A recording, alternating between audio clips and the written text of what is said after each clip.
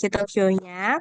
Dan yang pertama kali mungkin aku mau beri kesempatan buat Kak Vio sama aku mau buat perkenalkan diri gitu. Siapa sih kalian gitu ke teman-teman sobat Alfa semuanya. Mungkin bisa dari Kak Vio dulu, mungkin bisa memperkenalkan diri. Oke, terima kasih Kak Arsya atas waktunya. Jadi, halo teman-teman semua. Perkenalin aku Fiona dan waktu SMA dulu aku sempat berkecimpung di dunia geografi. Dan salah satu penyebab motivasi utama aku berkecimpung di dunia geografi adalah karena rasa penasaranku yang tinggi terhadap fenomena alam begitu. Sehingga rasa penasaran itu tetap ada sampai sekarang dan saat aku kuliah aku berkecimpung dalam jurusan environmental science begitu Kak. Wih, keren banget. Udah dari dulu udah berarti di bidang geografi ya, Kak Vio. Oke deh, terima kasih Kak Vio. Mungkin Kak Umam boleh.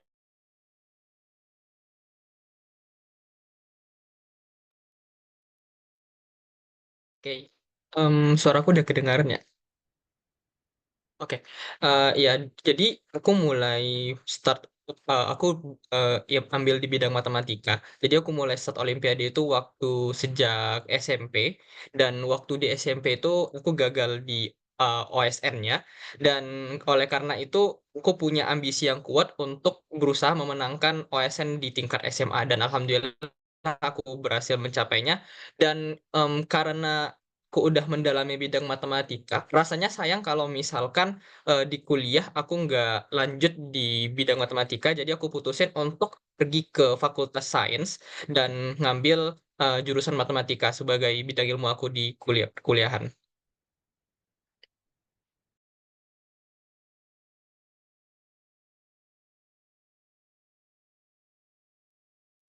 Ya, mohon maaf ya Kak, tadi ada terkendala jaringan, jadi agak keluar tadi.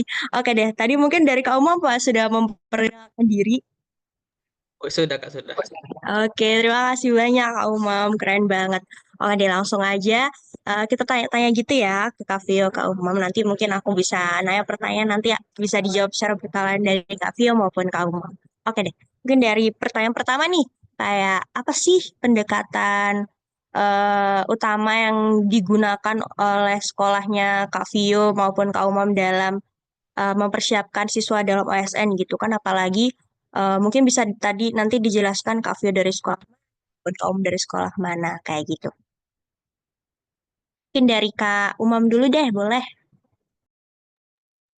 Oke, jadi aku tuh dulu waktu SMA sekolahnya itu di Mandua Pekanbaru. Nah, di sekolah aku tuh ada sebuah ada program yang disebut dengan kelas Olimpiade. Jadi waktu di awal tahun setelah kami terpilih menjadi siswa baru dari PPDB, itu dibuka pendaftaran untuk mendaftar ke kelas Olimpiade. Jadi di kelas Olimpiade itu isinya itu adalah seluruh 9 bidang Olimpiade di SMA yang biasanya itu terdiri dari 3 sampai 4 siswa di setiap bidangnya gitu. Dan semuanya itu dipilih berdasarkan seleksi dari seluruh siswa satu angkatan yang udah ada yang udah lolos menjadi siswa di sekolahku dan udah berjalan di sekolah aku tuh sejak tahun 2018 dan sudah lanjut sampai sekarang. Kalau nggak salah itu sekarang udah di angkatan 9 di kelas Olimpiadenya. Dan untuk setahu aku untuk MA, untuk MAN itu udah banyak yang meniru sistem ini di mana sistem serupa udah dijalankan juga kayak di MAN 2 Kota Malang, kemudian MAN IC dan MAN yang lain udah mulai menggunakan sistem yang sama. Kayak gitu. Wah, berarti dari awal emang udah dipetakan gitu ya Kak, kalau dari mahasiswa, dari siswa baru gitu udah dipetakan mau join ke bidang apa dan udah ada kayak apa istilahnya klubnya sendiri untuk Olimpiade gitu ya Kak Umam ya. Oke Benar-benar. deh, terima kasih Kak Umam. Mungkin dari Kak Vio gimana nih cerita pengalamannya selama Olimpiade di sekolah dari sisi sekolahnya gitu. Mungkin bisa diceritain Kak.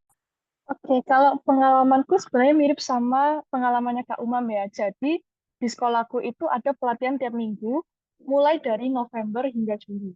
Nah, di mana pelatihan tersebut berlangsung selama 4 jam. Nah, sekolahku itu SMA Petra 1. Nah, mereka ada pelatihan 9 bidang Olimpiade di SMA. Cuma bedanya dengan sekolahnya Kak Umam, kalau misalnya sekolahnya Kak Umam kan ada seleksi ya.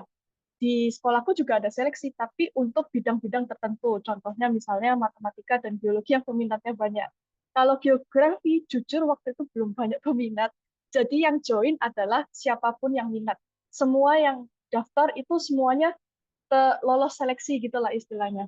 Nah, waktu November sampai Juli itu kita diberikan materi-materi. Awal-awal dibahas materi berdasarkan 13 bab geografi, kemudian di akhir sesi, jadi setiap minggu gitu ada kuis dan tugas berisi latsol yang harus kita kerjakan gitu. Terus menuju pertengahan semester 2, nantinya mulai difokuskan latihan soal dan evaluasi. Gitu, Kak. Wih, keren banget. Berarti dari awal itu juga sama dipetakan, tapi bedanya di sini ada yang diseleksi banget, ada yang semuanya langsung bisa gabung gitu. Jadi semuanya bisa dapat kesempatan gitu ya, Kak Vio ya. Oke, deh, terima kasih Kak Vio berbagi pengalamannya. Nah, di sini nih aku mau mengundang satu pembicara lagi nih dari Kak Nashita yang baru banget bergabung. Halo Kak Nashita, mungkin bisa disapa-sapa dulu nih Kak. Kak Nashita.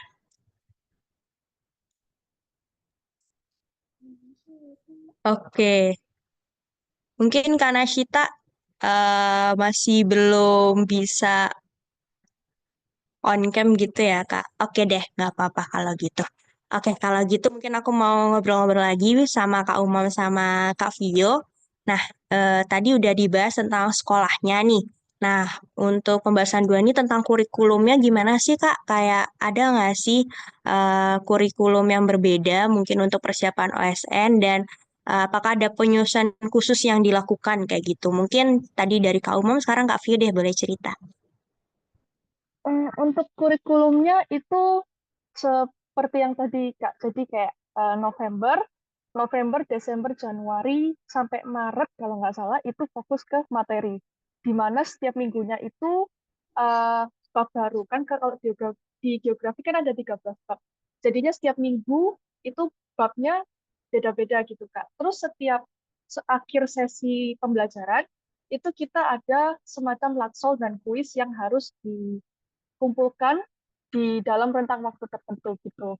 Terus setelah Maret ini kita fokuskan persiapan OSN, OSK, OSP, OSN, di mana kita digembleng soal-soal tahun lalu, kemudian ya begitu Kak. Jadi kemudian karena materi geografi kan dinamis ya, jadi sekolahku juga mengencourage aku untuk meluaskan materi dengan ikut lomba-lomba. Wah, berarti kayak teratur gitu ya sesuai timeline gitu ya Kak. Ada masanya materi, terus nanti dilanjut sama latihan soal, kemudian soal terus-terusan sampai akhirnya lomba gitu ya Kak. Oke, mungkin dari Kak Umam apa ada merasa perbedaan dari hal ini atau ada gimana gitu Kak, boleh cerita? Oke, ya karena kalau di sekolah aku tuh kan sistemnya kelas ya, jadi yang tergabung dalam satu kelas itu semuanya anak olimpiade semua gitu, ada 9 bidang. Nah, jadi karena itu kami itu punya diberikan perlakuan khusus dari dari pihak kurikulum di sekolah sendiri, sehingga biasanya kalau misalkan kelas-kelas lain yang sistem kurikulumnya itu ya berjalan pada umumnya, kami diberikan perlakuan spesial di mana biasanya itu kadang belajarnya itu sedikit ngebut atau atau juga ada hal-hal yang mungkin misalnya seperti tugas yang lumayan banyak kami bakal diprogram supaya tugas sekolah yang ya sekolah-sekolah yang diberikan itu lebih sedikit gitu. Karena bakalan banyak kegiatan-kegiatan olimpiade juga dan biasanya itu sekitar sebulan sebelum OSK dimulai itu kami bakalan di-off-kan dari pelajaran sekolah sehingga di sana itu kami bakalan fokus untuk murni belajar OSN doang. Jadi nggak boleh diganggu sama tugas-tugas sekolah. Dan guru-guru di sekolah kami biasanya bakalan dikasih tahu untuk antara mempercepat tempo pembelajaran di sekolah ataupun bisa juga dengan mengurangi tugas yang diberikan kepada kami. Gitu sih Kak, kalau dari segi faktor kurikulumnya. Oke, wah berarti kurikulumnya cukup berbeda ya dari yang mungkin kelas di siswa yang biasa aja sama yang di Olimpiade gitu ya berarti Kak Umam. Oke, wah dapat Iya, insight benar. baru nih. Nah, terus tadi dari segi kurikulum mungkin ini lebih dari segi kayak guru ataupun pengajarnya sendiri gitu Kak. Ada nggak sih kayak bimbingan ekstra ataupun kayak perbedaan guru gitu? Mungkin bisa cerita dari sisi pengajarnya itu apakah dari sekolah kakak-kakak sekalian atau mungkin mengambil dari eksternal gitu. Boleh cerita mungkin dari Kak Uma? Iya, em, jujur jujur aja, kalau misalkan terkait guru yang mengajar di bidang masing-masing ya, biasanya itu kami ada masing-masing ada satu guru pembimbingnya. Tapi guru pembimbing ini biasanya itu hanya memberikan materi yang sifatnya itu dasar karena pada umumnya bidang Olimpiade ini kan materinya itu sangat tinggi dibanding sama pelajaran sekolahnya. Jadi guru tuh hanya bisa memberikan materi dasar.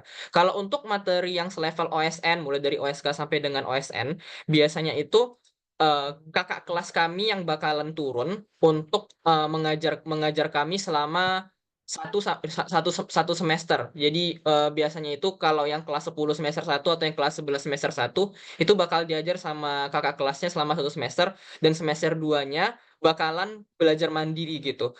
Nah, kemudian kami juga ada mengundang pengajar-pengajar dari luar.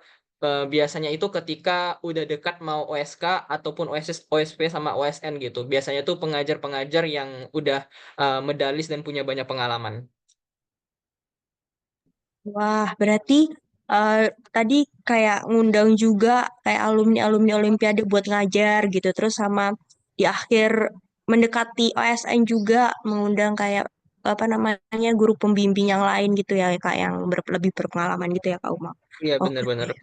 wow. Terus dari Kak Vio gimana nih Kak ceritanya terkait guru pengajar di saat persiapan Olimpiade? Mungkin boleh cerita.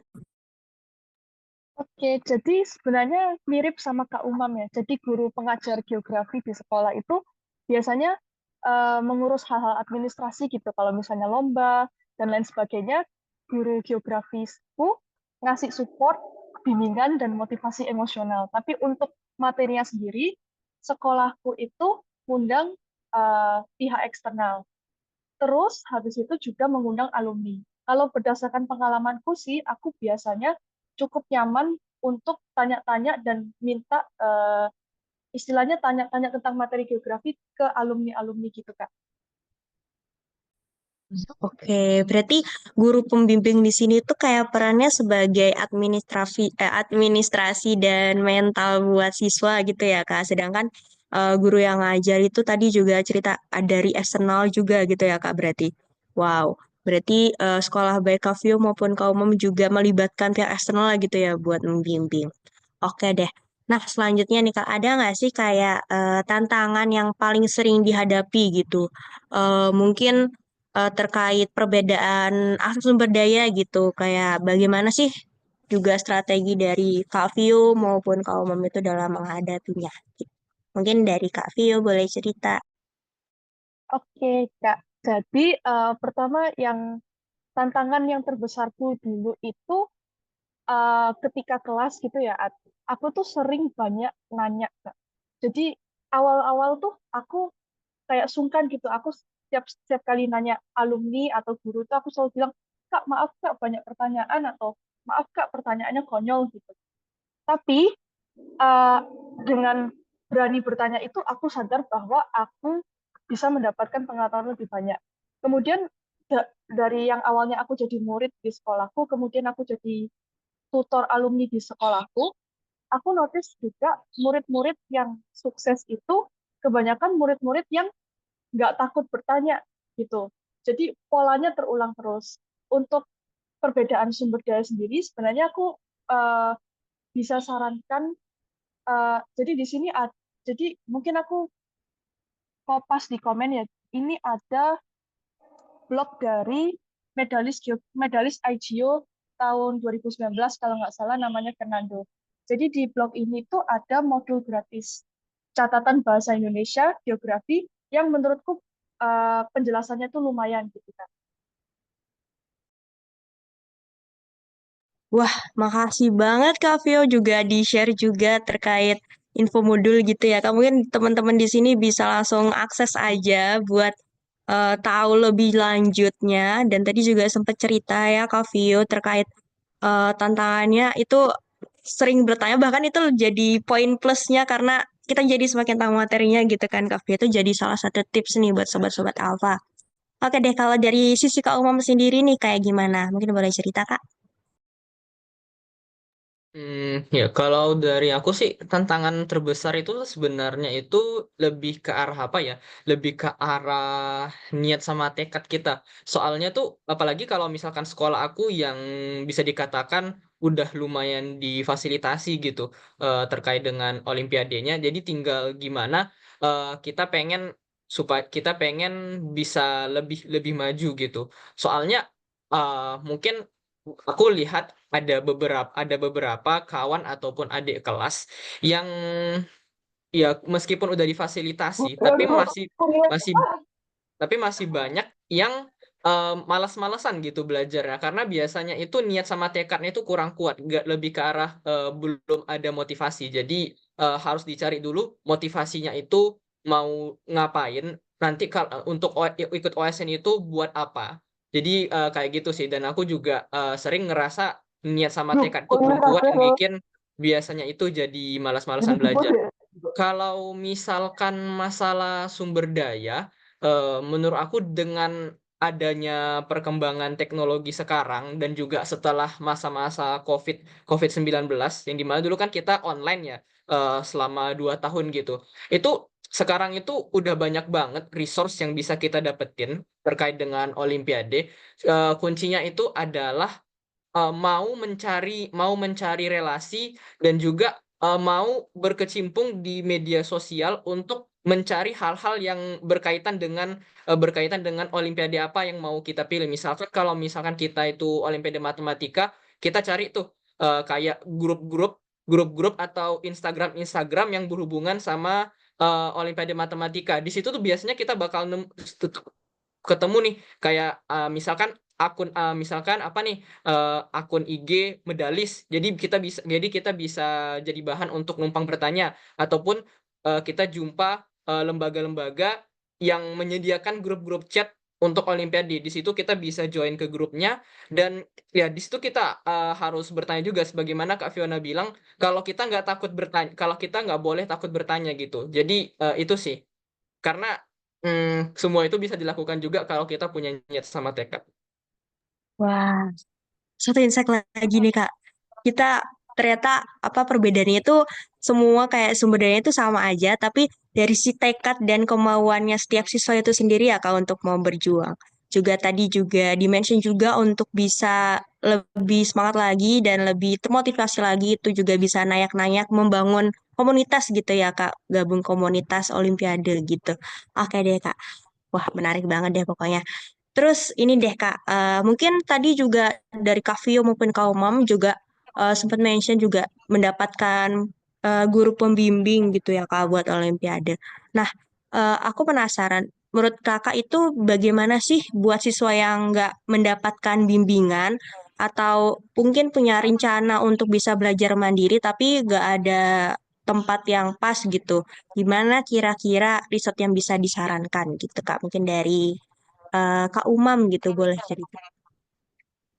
Ya, seperti yang aku ceritakan tadi ya, dengan adanya perkembangan teknologi yang sekarang, kalau misalkan kalian bisa jumpa grup-grup chat yang sedemikian, nah mungkin aku bisa bantu juga nanti untuk kasih apanya, untuk kasih resource-resource-nya gitu juga. Em, ya, kalau misalkan terkait dengan masalah nggak ada guru pembimbing, jujur sekarang itu udah banyak banget pelatihan-pelatihan yang menyediakan yang punya pengajar-pengajar yang berkualitas namun dengan harga yang sangat terjangkau gitu. Jadi kalau dulu itu biasanya itu pelatihan-pelatihan dari lembaga itu harganya itu di atas 1 juta. Kalau sekarang bahkan kalau kita cari yang harga 300 ribu ke bawah itu udah banyak banget. Dan menurut aku pribadi, meskipun aku bukan terlahir dari keluarga yang eh, cukup punya lumayan banyak uang. Aku terlahir dari keluarga yang sederhana. Menurut aku itu udah murah banget. Kenapa? Karena dengan ilmu yang semal itu kita bisa mendapatkan harga yang di bawah 300.000 dan bahkan nggak perlu untuk melibatkan orang tua. Kita bisa mulai menabung uang jajan kita aja supaya kita bisa daftar pelatihan tersebut. Dan menurut aku itu nggak ada kata mustahil asalkan kita punya kemauan ya. Jadi untuk masalah kalau nggak punya guru pembimbing, dengan adanya pelatihan tersebut itu udah bisa banget gitu. Nah, kalau untuk belajar mandirinya, ya tadi kan aku udah bahas ya masalah join ke grup chat ataupun Instagram gitu. Itu banyak banget gitu. Kita bisa cari dari YouTube ataupun udah banyak banget ebook-ebook yang tersebar di web-web sama sama media sosial media. Kalian tinggal search aja dengan kata kunci misal nih kalau matematika kalian mau bahas tentang masalah aljabar, ketik aja dengan keyword aljabar olimpiade matematika tentang materi aljabar itu bakal banyak banget muncul buku ebook yang berhubungan karena udah marak banget ebook yang tersebar dan kalian nggak perlu beli lagi secara dengan harga yang sangat mahal gitu ya. Menurut aku sih dengan perkembangan teknologi yang sekarang itu udah bagus banget lah kalau masalah sumber daya gitu sih Kak. Oke, wah terima kasih banget Kak Umam tadi juga sempat. Berarti nggak ada masalah ya, walaupun kita nggak punya guru pembimbing ataupun nggak ada bimbingan yang intensif gitu, kita masih punya kesempatan dengan cara ya, kita bisa cari-cari sendiri dan nggak ada halangan apapun gitu ya berarti Kak Umam. Oke deh, Iya mungkin dari betul. Kak Vio mau ada tambahan atau mau ngasih saran lagi nih buat teman-teman di sini. Oke, jadi sebenarnya sarannya sama seperti Kak Umam. Untuk bimbingan sudah banyak bimbingan yang terjangkau. Contohnya kalau nggak salah Desember Januari nanti Alfa ngadain pelatihan ya. Nah, Wah, itu bener bisa banget banget Kak. bisa banget dicek teman-teman. Terus untuk belajar mandiri gratis, seperti yang sudah aku kirim di chat, jadi ada blogspot, ada modul gratis dari Kak Fernando. Kemudian ada grup chat tuh buat kalian eh, sharing-sharing tentang diskusi geografi. Kalau nggak salah di grup chatnya itu juga ada beberapa alumni-alumni Olimpiade yang siap menjawab pertanyaan kalian. Gitu. Wah, lumayan banget tuh Sobat Telko bisa langsung join aja di grup yang udah di-share Kak Vio gitu ya Kak. Oke deh, makasih banyak buat kamu dan Kak Vio berbagi pengalamannya buat ya seputar Olimpiade. Nah, aku mau penasaran juga nih, eh baik dari Kak Vio maupun Kak Umum nih, ada nggak sih kayak pengalaman paling memorable selama mengikuti Olimpiade sampai menjadi medalis gitu? Mungkin bisa cerita dan sharing-sharing biar Sobat Opa di sini tuh semakin semangat gitu untuk mempersiapkan OSN. Mungkin boleh cerita nih dari Kak Vio gimana? Oke, Em, jujur kalau misalnya Kak Arsya nanya ini waktu aku baru lulus SMA ya Kak ya, aku bakal bilang kalau pengalaman paling memorableku adalah ikut IGO atau menang medali gitu. Tapi karena sekarang aku udah tahun kedua kuliah, sebenarnya yang paling aku inget-inget, yang paling berkesan buat aku sampai sekarang itu bukan medali yang aku dapat atau kesuksesan yang aku raih, lebih ke pengalaman-pengalaman yang pernah aku alami dan teman-teman dari berbagai penjuru Indonesia dan penjuru dunia yang sampai sekarang masih aku kontak lebih dekat gitu. Jadi mungkin bagi teman-teman yang kan kalau misalnya eh, medali kan cuma ada 30. Tapi mungkin teman-teman merasa kayak buat apa medali cuma 30, kesempatan menang dikit. Tapi ketahuilah teman-teman kalau 10 tahun dari sekarang sebenarnya yang kalian ingat-ingat tuh bukan medalinya tapi pengalaman kalian bertumbuh dan berkembang bersama teman-teman yang sepantaran dan yang memiliki cita-cita dan ketertarikan yang sama gitu Kak. Wih, keren banget ya kamu pengalamannya. Ternyata bukan tentang prestasi yang kita dapat, tapi momen-momen di saat meraih prestasi itulah yang menjadi satu apa ya pengalaman memorable gitu ya dari Kak Vio ya. Wah keren banget. Mungkin dari kamu Mom ada cerita lain nih yang mungkin bisa dijadikan inspirasi buat sobat apa? Oke. Kalau dari aku pribadi itu biasanya itu kadang sesuatu yang aku sering ingat itu kekalahan yang bikin nyesek gitu. Oh, linknya udah kadaluarsa. Oke, nanti aku nanti aku ambil cek lagi ya. Oke. Em, ya, kekalahan yang nyesek. Jadi waktu aku SMP dulu, kan aku bilang nih aku gagal OSN waktu SMP. Jadi aku tuh gagal di tingkat nasional di mana waktu itu di SMP tahun 2020 itu tuh medalisnya itu ada 45 dan aku tuh ternyata rankingnya itu 46 gitu. Dan itu jujur aku nyesek banget.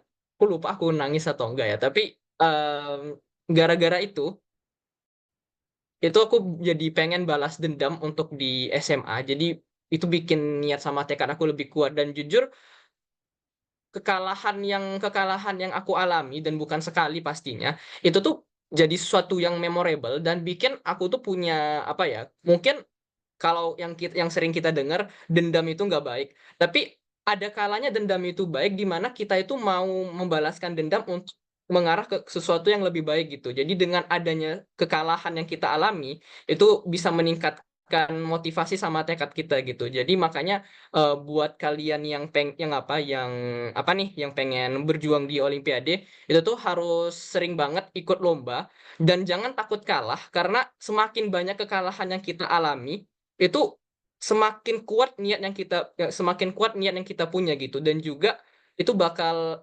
memboosting mental kita ya karena biasanya itu orang-orang tuh takut berjuang atau mentalnya tuh nggak kuat karena mereka itu takut kalah dan kalau misalkan sekali kalah itu biasanya bakal down banget gitu tapi kalau udah sering banget kalah jadinya itu bakalan orang sering sebut kalau sekarang tuh nothing tulus gitu jadi mau kalah ataupun menang nggak peduli nggak ada hubungan sama mental dan ketika kalah ada hal yang bisa dipelajari gitu jadi kayak gitu sih kalau dari aku. Wah, berarti keren banget dari Kak Umam. Berarti belajar dari kegagalan gitu ya Kak, hal yang paling buat berkesan dan kayak karena balas dendam itu nggak cuman hal yang buruk tapi hal yang baik. Bahkan di SMA balas dendam sampai akhirnya menjadi medalis. Wah, keren banget sih dari Kak Umam. Oke deh kalau gitu, aku punya pertanyaan lagi nih buat Kak Vio sama Kak Umam. Kayak kan selama persiapan Olimpiade pasti banyak banget waktu yang harus disiapkan gitu ya Kak. Membagi waktu mulai dari sekolahnya, kemudian mempersiapkan Olimpiadenya, dan kegiatan-kegiatan di luar itu semua. Nah, dari Kak Vio maupun Kak Umam, gimana sih caranya membagi waktu untuk belajar Olimpiade maupun di sekolah ataupun kegiatan di luar itu? Mungkin dari Kak Umam boleh cerita ke Sobat Alfa? Iya, kalau berbicara tentang masalah membagi waktu ya, dan juga aku paham apalagi kalau misalkan udah SMA itu tugas itu bakal banyak banget. Nah, cara aku bagi waktu itu adalah dengan mengambil waktu-waktu yang sempit gitu.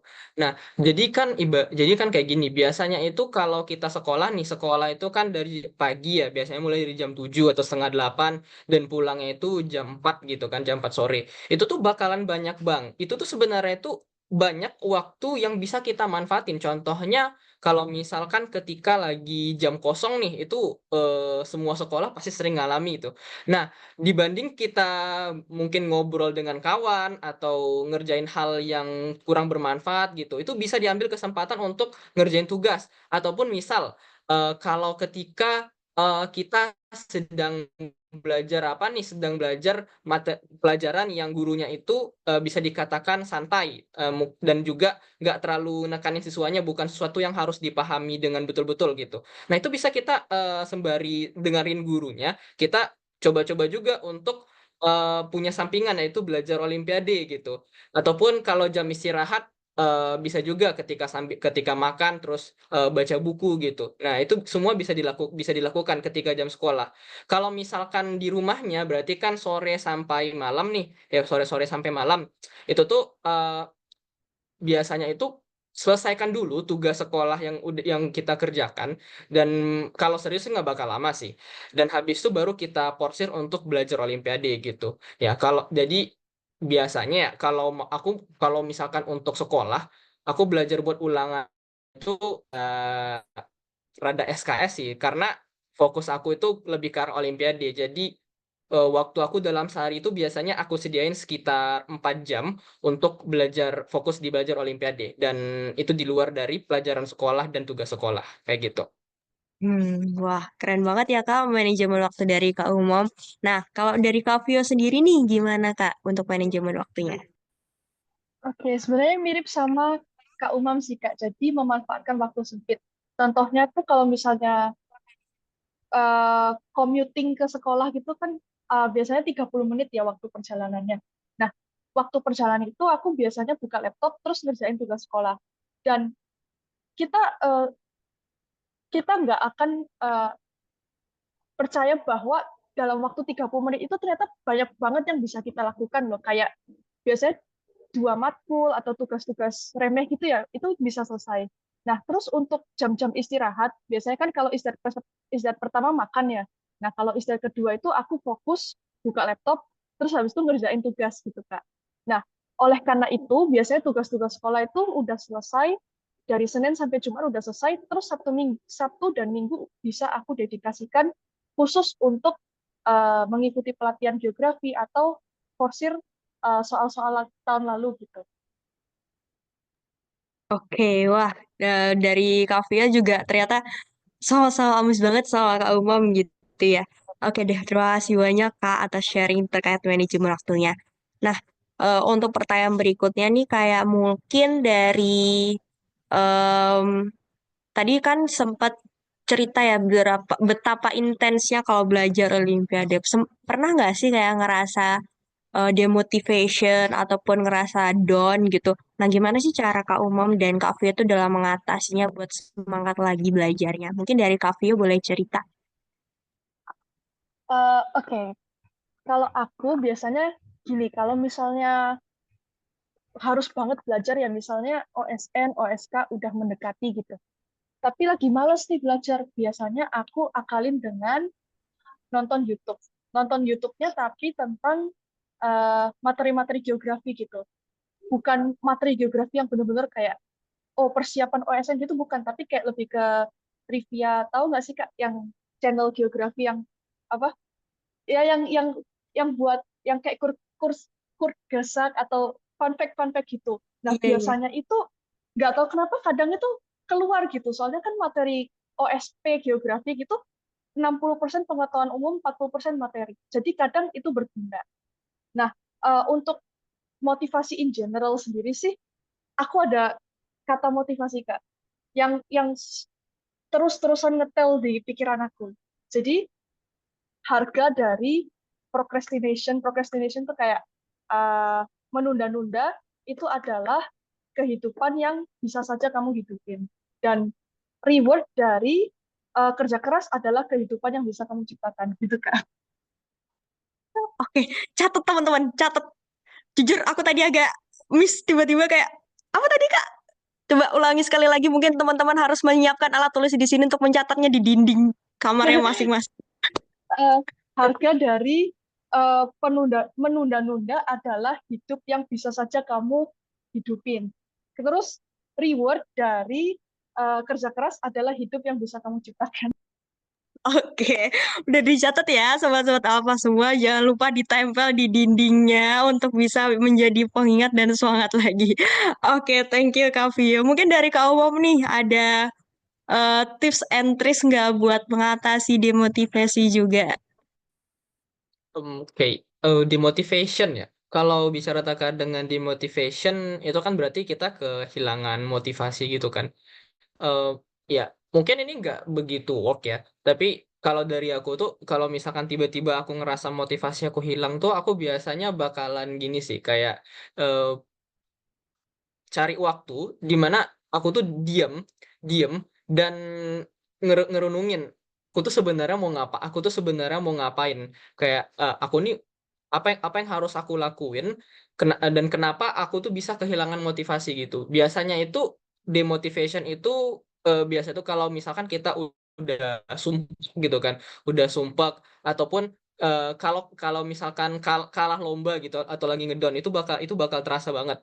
Nah, itu biasanya tuh aku bakal kasih kasih waktu ke diri aku buat ngerenungin apa yang bakal harus aku lakukan dan tujuan aku tuh sebenarnya gimana gitu. Nah, itu tuh kalau bisa kalian lakuin secara terus-menerus dalam beberapa waktu yang berdekatan, nanti tuh biasanya tuh bakalan muncul lagi. Atau kalau kalian mau ya, ya sebagai orang Islam itu kalian bisa apa deh, kalian bisa ibadah dan minta ke yang Maha Kuasa untuk menunjukkan kalian jalannya gitu. Oke. Dan juga biasanya kalau orang demotivation itu bakal larinya itu ke arah scrolling media sosial, ya scrolling media sosial. Nah itu pasti banget tuh di zaman yang sekarang. Jadi itu tuh suatu hal yang ngedistract banget, ngeganggu banget gitu. Waktu kita biasanya sering habis hanya untuk scrolling media sosial ataupun menonton hal-hal yang gak ada manfaatnya buat kita. Jadi ataupun juga bermain game, ya bermain game. Nah, kalau misalkan rasanya itu mengganggu, kan harus berani untuk uninstall aplikasinya. Dengan kalian uninstall aplikasinya, biasanya tuh nanti kayak gini nih, kalian bakal ngerasa kayak aku mau ngapain ya? Kayak nggak bisa nge-scrolling TikTok, nggak bisa nge-scrolling IG, ataupun nggak bisa main game gitu. Yang satu-satunya bisa kalian lakukan adalah balik lagi ke buku kalian untuk belajar dan ngerjain soal gitu. Nah, itu apa work banget gitu. Jadi aku juga kalau misalkan memang lagi pengen fokus, aku bakalan menghapus semua hal yang bakal ngeganggu aku. Aku ngapus game kesukaan aku ngapus Instagram ataupun TikTok gitu. Tapi aku nggak main TikTok sih sebenarnya. Ya, kayak gitu sih. Wah, berarti dari Kak Uma sendiri nih kayak kita harus memberikan waktu gitu kayak diem dulu gitu sambil memikirkan apa sih tujuan kita, apa sih kayak istilahnya berfilsafah untuk kehidupan kita gitu untuk tahu arah tujuannya. Terus juga tadi sempat di-mention detox aplikasi gitu ya, kayak yang mengganggu itu kayak Instagram, TikTok yang mungkin sering scroll media sosial itu bisa dihapus selama beberapa waktu biar fokus lagi gitu sama apa yang udah dimulai apalagi tentang persiapan Olimpiade. Wah, keren banget sih. Mungkin pertanyaan lagi nih Kak, kayak kan teman-teman di sini juga mungkin lagi mempersiapkan Olimpiade gitu ya. Mungkin boleh dong di-sharing dari Kak Vio sama Kak Umam persiapan yang persiapan yang enak tuh seperti apa sih? Kayak mungkin minggu-minggu ini tuh waktunya ngapain, terus di tahun depan itu mulai mempersiapkan apa, dan mungkin dari teman-teman di sini juga mungkin bingung gitu mulai dari mana, mungkin dari Kak Vio maupun Kak Umam boleh nih cerita kayak gimana persiapannya dulu. Mungkin dari Kak Umam dulu. Oke. Kalau misalkan untuk berarti kan ada hubungannya sama target juga ya. Kalau misalkan untuk bidang matematika nih, bidang matematika, kalau yang bisa aku katakan apalah, misalkan kalian ini newbie, jadi nggak pernah ikut Olimpiade MTK waktu SMP, itu targetnya itu nggak usah terlalu jauh. Jadi kan perlu targetin kalian itu bisa lolos ke sampai tingkat provinsi ataupun tingkat nasional aja, tapi bukan harus menjadi medalis gitu karena melihat persaingan di bidang matematika yang begitu kuat banget, sangat sulit rasanya untuk menjadi medalis di tingkat nasional kalau kalian nggak punya pengalaman di SMP dalam hanya waktu 1 tahun. Jadi targetinnya itu sampai ke tingkat ya, menjadi peserta nasional gitu. Berarti menjadi pemenang di Olimpiade provinsi. Nah, eh, pertama-tama kalau misalkan masih di ranah semester 1 ataupun masih tahun-tahun awal ya Januari itu tuh kan harus belajar dari dasar dulu. Lihat dasar-dasar dari setiap materi yang kalian pelajari gitu. Dan pastikan dasar yang kalian miliki itu bakal kuat banget karena banyak nih yang aku lihat anak-anak yang udah belajar materi-materi tingkat tinggi tapi dasarnya diabaikan. Itu biasanya itu bakalan bikin ketika dia ngerjain soal dia jadi apa? Jadi bingung karena ada ketimpangan materi yang dia pelajari. Jadi jangan terlalu memaksakan diri untuk ngerjain soal-soal yang tingkatannya sulit banget atau belajarnya yang aneh-aneh gitu. Jadi belajar aja dulu dari hal-hal yang sederhana gitu atau mungkin kan kuat dulu materi sekolah kalian. Karena materi sekolah itu adalah dasar untuk kalian lanjut di Olimpiade gitu. Nah, baru selanjutnya setelah dasarnya bagus, kan lanjut belajar nih untuk hal-hal yang lebih advance ya, dan terus meningkat dari tingkat lomba lomba tingkat kota, OSA tingkat kota, kemudian OSP dan lanjut materi sampai OSN kayak gitu. Harus dari dasar gitu. Hmm, oke oke. Wow, dari Kak Umam berarti tadi ngasih tips terkait kita bisa mulai dari awal banget ya kayak mempelajari dari pelajaran sekolah dulu sampai ke tahap berikutnya di soal-soal Olimpiade gitu ya Kak Umam. Oke deh, kalau dari Kak Vio nih kayak gimana nih persiapan untuk teman-teman di sini? Oke, jadi ini kan November Desember ya. Nah, masih masih banyak waktu tuh, masih beberapa bulan. Nah, saranku adalah kalian familiarkan diri dengan 13 bab geografi. Jadi kalian lihat silabus geografi di internet 13 bab itu apa aja. Nah, terus baca-baca modul geografi di link yang aku kirim tadi. Contohnya misalnya, dan itu pelan-pelan aja. Jadi misalnya minggu ini kalian mau belajar geomorfologi. Terus kalian baca-baca modul geomorfologi di modul itu. Terus kalian udah tuh baca satu bab, terus buka soal tahun-tahun lalu, terus kerjain bagian itu aja. Udah, nggak usah kerjain yang lain karena itu bikin kalian merasa stres gitu kayak aduh aku cuma bisa ini, cuma bisa itu. Jadi kalian kerjain per modul gitu. Terus kalau OSK kan biasanya kunci jawaban udah banyak ya beredar di internet. Nah, kalian cocokin, terus misalnya kalau kalian nggak paham atau kayak kalian bertanya-tanya kenapa sih jawabannya kayak gitu, bisa tuh tanya alumni-alumni OSN yang kalian punya Instagramnya gitu. Nah, aku setuju sama Kak Umam tadi. Jadi lumayan sulit untuk first timer atau orang yang baru pertama kali untuk berhasil di tahun pertamanya. Kalau dari statistik sendiri gitu ya, dari 30 medalis OSN Geografi, rata-rata 80% itu baru berhasil saat tahun kedua gitu. Jadi sedikit banget yang tahun pertama sudah dapat medali. Jadi kuncinya adalah nggak pantang menyerah dan tetap berjuang. Terus habis itu, setelah udah nih Desember, Januari, Februari, mantapkan diri 13 bab geografi, terus mulai OSK. Nah, OSK kalian ngedrill lagi tuh soal-soalnya. Kalau misalnya kalian udah kerjain bab per bab, sekarang kerjain secara full gitu. Terus habis itu lihat YouTube dan lain sebagainya buat refreshing dan menambah pengetahuan umum gitu, Kak. Oke, wah itu dari saran dari Kak Vio dan Kak Umam tuh buat teman-teman di sini. Jadi jangan takut buat mempersiapkan di Olimpiade.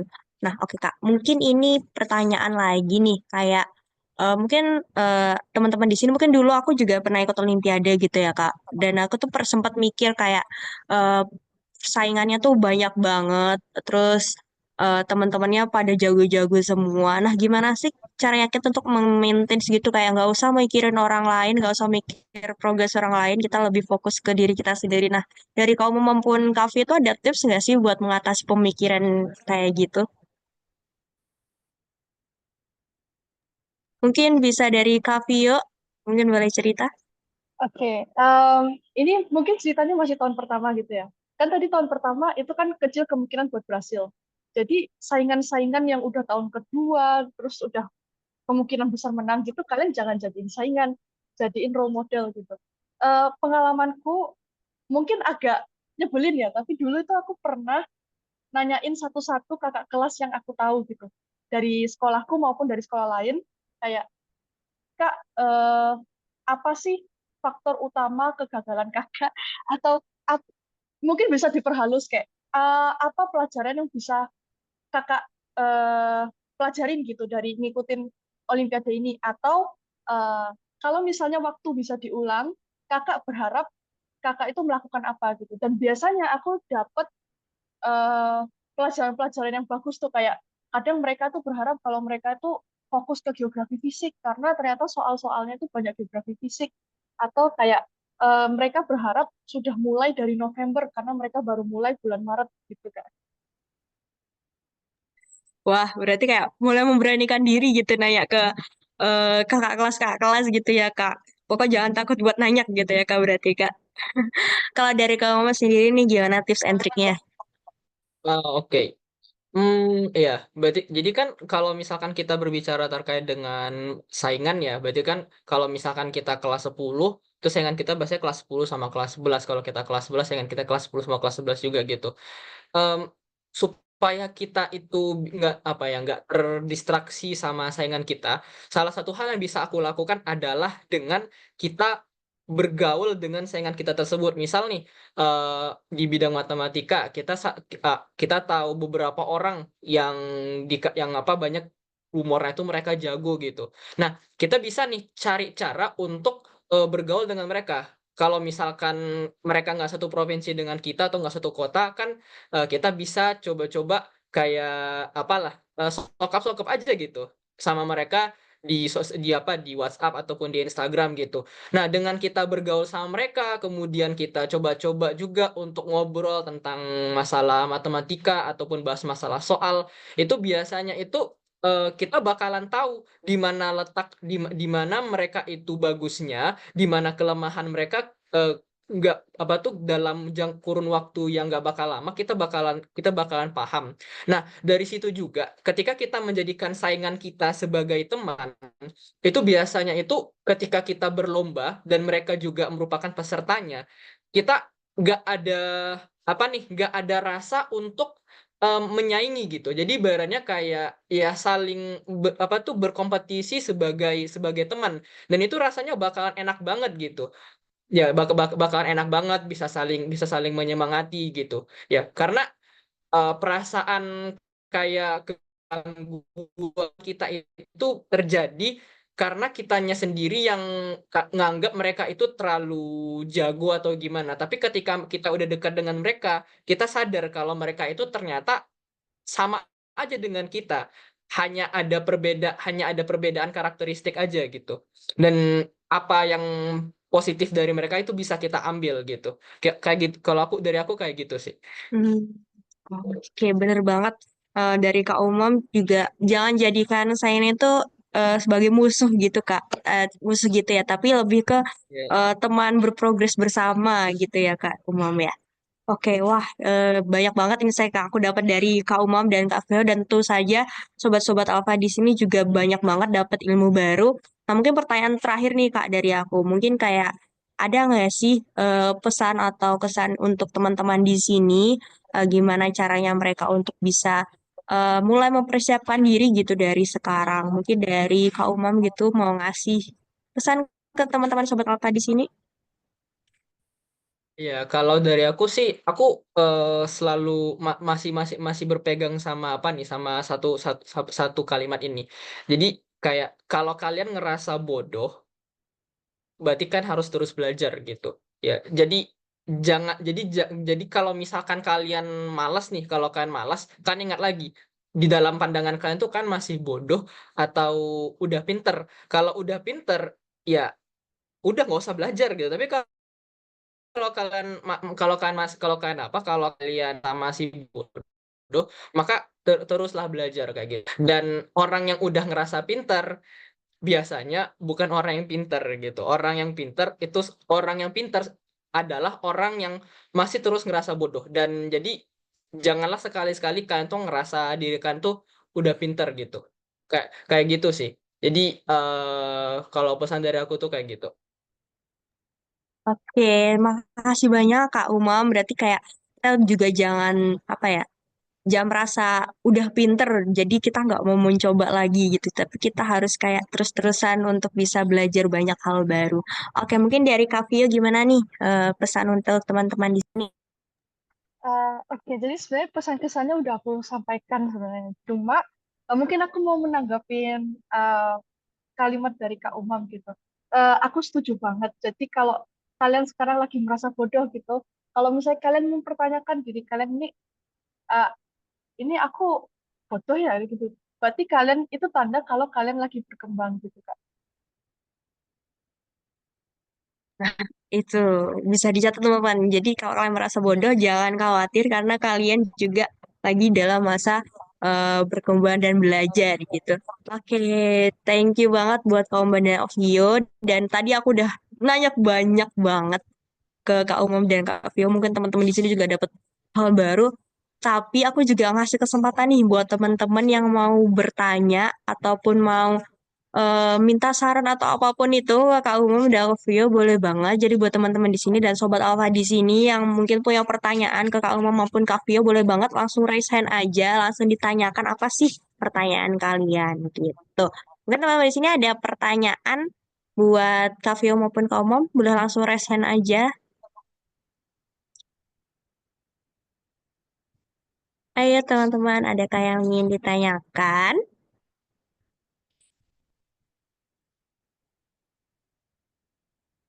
Ya mungkin atau kalau misal nggak ada yang bertanya nih, aku mau tunjuk nih satu atau dua orang yang buat bertanya, gitu ya. Oke, biar teman di sini bisa interaktif gitu sama kamu sama Kak Pio. Mungkin siapa ya? Mungkin dari Livia deh, coba. Livia, aku lihat dari tadi kayak yang paling semangat buat dengerin. Halo Livia.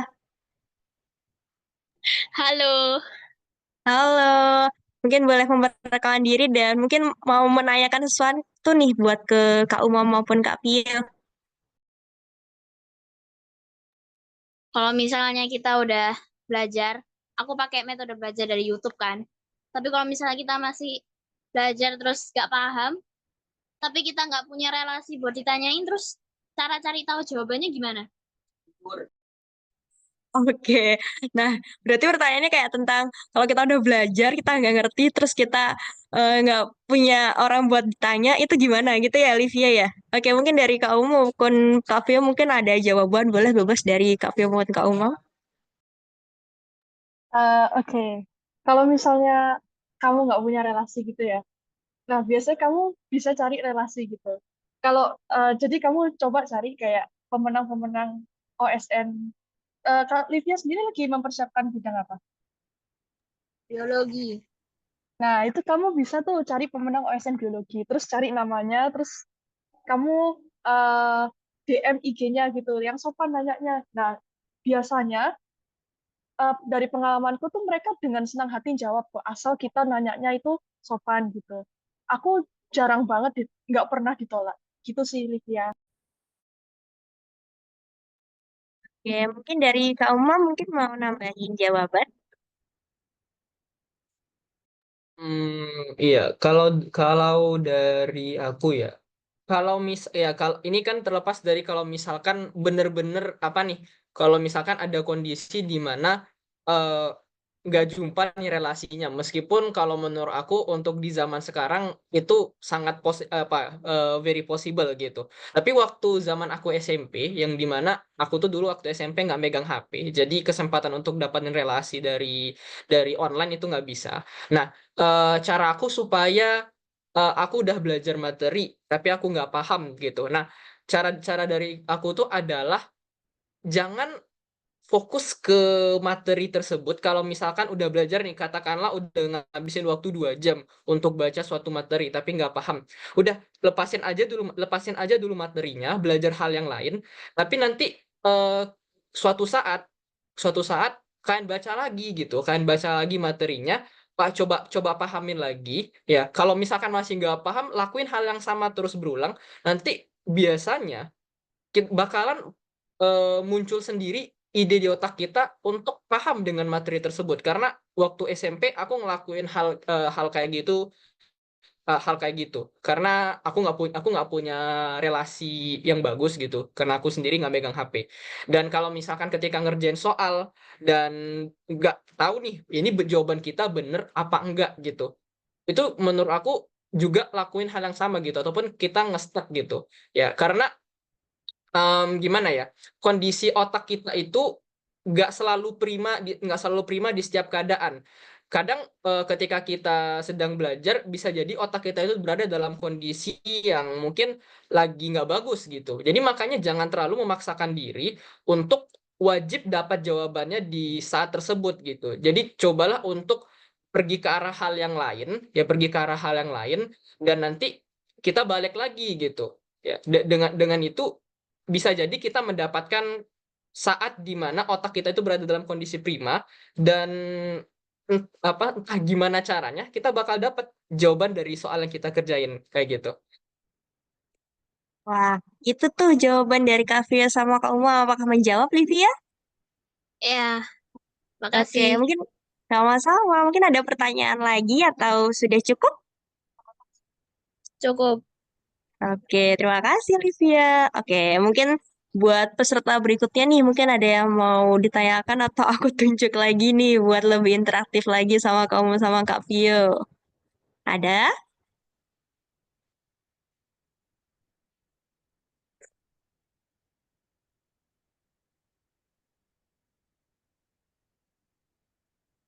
Oke, Dresta. Oke, boleh banget Dresta. Apa nih pertanyaannya? Karena dulu pakai buku buat belajar geografi itu tujuan apa? Ya, mungkin suaranya boleh dikerasin atau gimana, soalnya kurang jelas gitu. Halo Dresta. Dulu Kak Fiona ada pakai buku buat belajar geografi gitu nggak?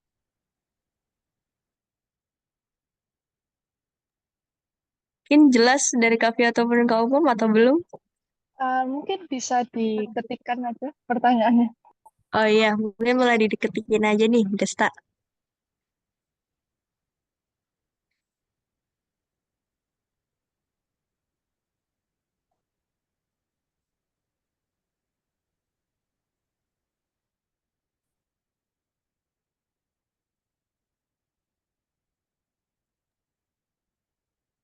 Dan mungkin sambil nunggu Kak Desta buat nanya, gitu mungkin teman-teman di sini ada yang mau bertanya juga, boleh banget, langsung reskan aja.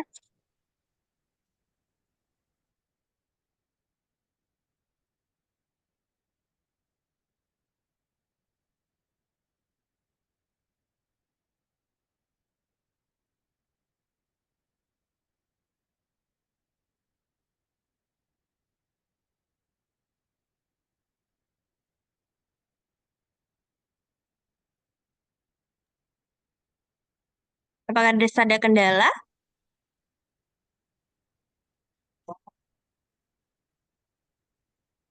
Oke, ini nih Kak, ada pertanyaan, oh dari Tita. Kayak ada rekomendasi channel YouTube buat belajar geografi nggak Kak? Oke, mungkin dari Kak Vito ataupun Kak Umum ada rekomendasi nih, nggak nih? Aku ada, tapi aku lupa namanya. Mungkin bisa lanjut ke pertanyaan lain nanti sambil aku carikan ya. Oke, mungkin dari Kak Umum ada ingat untuk channel YouTube-nya? Kalau apa ya, kalau belajar di matematika, aku ada beberapa channel yang mungkin nggak terlalu work untuk Olimpiade, tapi itu bisa meningkatkan apa ya, bisa meningkatkan pola pikir kalian di apa di matematika gitu. Tunggu, aku bisa ketikin dulu ya. Hmm,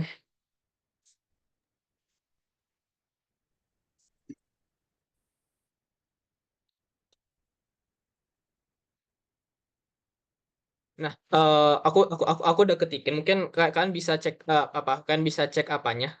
Apa sih namanya? Nama channel YouTube-nya. Jadi Mind Your Decision ini tuh adalah apa? Sebuah channel YouTube yang dia itu berbicara tentang masalah konsep matematika, dan menurut aku pribadi itu bisa dipahami dari apa? Dari semua kalangan. Yang penting kalian paham sama konsep dasarnya, dan itu asik asik banget apa channelnya. Dan mungkin dia pakai bahasa Inggris ya, tapi harusnya ada subtitle bahasa Indonesianya. Jadi harusnya perbedaan bahasa nggak ngeganggu sih. Kemudian kalau misalkan untuk belajar yang dasar, aku bisa saranin di ini, kan Academy. Ini bagus banget. Lagi-lagi ini memang bahasa Inggris, tapi harusnya sih ada apa ya? Ada subtitle bahasa bahasa Indonesia yang bisa ngebantu kalian gitu sih. Oke, makasih Kak Umam buat itu untuk bidang matematika gitu ya Kak. Juga tadi aku lihat Kak Vio udah ngirimin tuh buat channel YouTube yang bisa teman-teman pelajari semua. Oke deh, kita lanjut ke pertanyaan berikutnya dari Desta nih. Untuk Kak Fiona, kayak dulu baca buku apa aja ya buat belajar OSN Geografi? Mungkin bisa dijawab. Oke, jadi yang pertama yang mungkin paling membantu tuh gaya geography and integrated approach. Nah, sebenarnya aku ada PDF bacakannya, tapi aku lagi nyari. Mungkin aku masih utang itu ya. Terus habis itu ada Essentials of Geology, terus eh, geografi dari GCSE sama IB. Mungkin aku bisa ketikin di komen. Itu yang versi gratisnya. Kalau yang gaya tadi, bacakan. Oke, udah itu aja dari Kak Vio. Iya, Oke, itu aja. terima kasih Kak Vio. Oke, mungkin buat satu pertanyaan lagi nih, pertanyaan terakhir. Mungkin ada dari Sobat Alfa.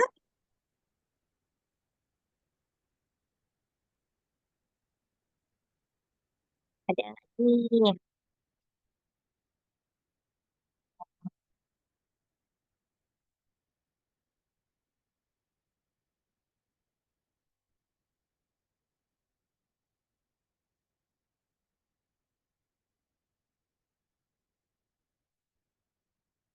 Oke, mungkin uh, aku tunjuk lagi nih. Tadi aku sempat mention dari Rafif Salman nih, kayak yang bantu juga. Mungkin dari Rafif Salman mungkin ada pertanyaan atau apa gitu yang mungkin mau ditanyakan. Halo Rafif. Oke, halo Kak. Ya, mungkin ada pertanyaan buat Kak Imo maupun Kak Vio. Mungkin mau tanya sedikit problem yang aku rasain. Jadi kan aku kan kayak udah persiapin belajar buat Olimpiade kan. Nah, jadi kayak aku biasa belajar dari Olimpiade itu biasanya dari buku. Tapi kayak kalau udah bosan baca buku, gantinya itu ke channel YouTube. Tapi problemku itu kayak apa? Kita kan udah belajar lewat buku, tapi kayak mau ganti ke YouTube gara-gara ngantuk di pas baca buku itu. Tapi ketika baca buku itu, pas kita lagi lihat YouTube itu kayak kita juga rasanya jenuh gitu loh. Jadi kayak padahal waktu belajarnya itu nggak sesuai sama yang kayak kita udah manage di awal. Itu caranya gimana, Kak? Oke, berarti cara biar nggak bosan ataupun dari belajar gitu ya, kurang lebihnya. Mungkin dari Kak Vio maupun Kak Umum ada jawaban buat Rafif. Kalau boleh tahu, Rafif lagi persiapin bidang apa? Sama juga kayak Livia, bidang biologi. Oke, boleh tanya nggak kalau misalnya kamu baca buku tuh, kamu baca bukunya kayak novel gitu, jadi dari bab 1, terus bab 10 kamu baca satu-satu gitu, atau gimana? Bisa diceritain nggak? Kalau aku itu baca bukunya, kalau misalnya aku baca bukunya kayak kitab biologi itu ada namanya Campbell. Nah, udah baca Campbell kan. Kalau kata-kata sepuh-sepuh yang lain itu kayak kalau kita mau belajar dari sebuah buku itu, kita nggak boleh kayak langsung lompat-lompat begitu. Jadi kayak kita itu kalau baca buku harus berunut supaya karena kayak materi dalam buku itu saling beruntutan.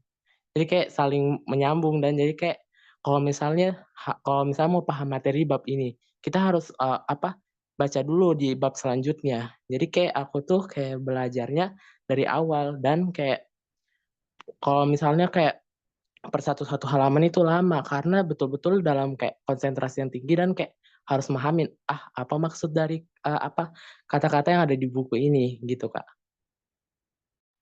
Oke, mungkin kalau biologi mungkin agak beda dari geografi ya. Kalau misalnya konteksnya geografi itu biasanya sarannya justru kebalikan. Jadi kayak kalau kamu belajar apa, kamu belajar belajarnya ya bab itu gitu.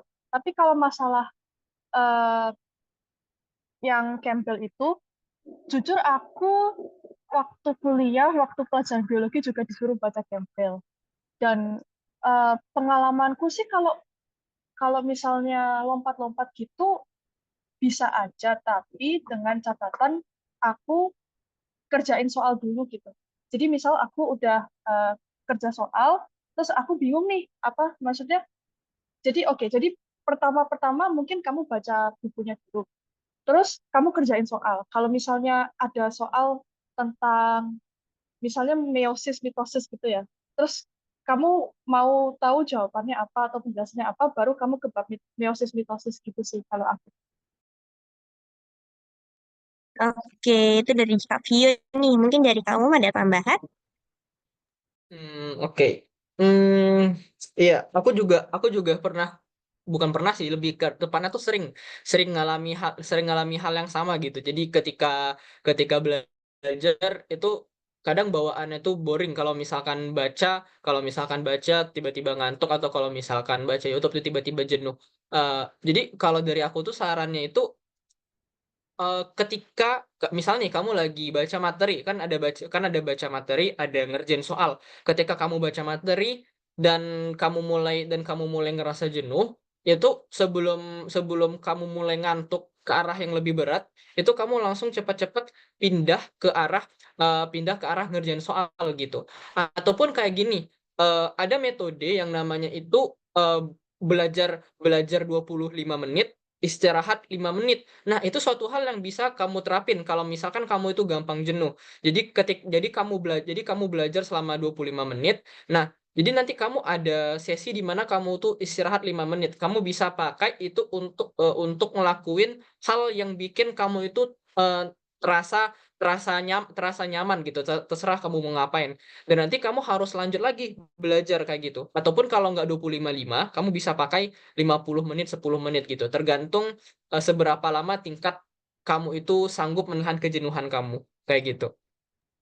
Oke, terima kasih Kak Umam. Berarti kayak tadi istrinya Pomodoro ya Kak ya namanya ya berarti ya Kak. Hmm, Kalau nggak salah. bener. Oke. Mungkin dari Rafif ada tanggapan? Oh iya Kak, apa? Makasih banyak atas saran-sarannya. Saya akan terapkan. Makasih. Oke, terima kasih. Nah, itu dia, karena mungkin buat teman-teman di sini yang mungkin masih punya pertanyaan, maaf banget karena keterbatas waktu yang kita punya. Jadi untuk sesi Q&A buat sobat-sobat Alfa semua kita cukupkan. Tapi nggak masalah, dari mungkin boleh banget follow up ke Kak Uma maupun Kak Vio gitu nggak sih buat nanya-nanya lebih lanjut lagi kalau teman-teman di sini ada pertanyaan, mungkin bisa dihubungi lewat mana Kak Vio, Kak Uma? Kalau aku bisa lewat IG, cuma jujur kalau misalnya IG itu agak slow respon karena notifnya mati gitu. Jadi mungkin kalau kalian mau bisa WhatsApp aku di sini. Oke, Oke. mungkin dari Kak Uma gimana? Kalau dari aku kan bebas sebenarnya mau chat IG atau WhatsApp aku. Sebentar, aku tulisin IG aku dulu ya sama WhatsApp aku. Dan kalau misalkan aku belum balas di WhatsApp ataupun IG, kan bisa aja untuk ya ping aja aku lagi, nggak apa-apa. Karena mungkin bisa jadi notifikasinya tenggelam gitu. Tapi kalau notifikasinya sih biasanya aku selalu selalu hidupin ya. Jadi nggak apa-apa, feel free to kontak aku aja, nggak masalah. Oh, thank you banget buat Kak Umam dan Kak Vio buat ngasih kontak nih buat teman-teman semua bisa dihubungi ya kalau misalnya ada kesulitan atau pertanyaan lebih lanjut lagi. Oke deh, thank you banget buat Kak Umam dan Kak Vio. Nah, ini untuk sesi yang ditunggu-tunggu sobat.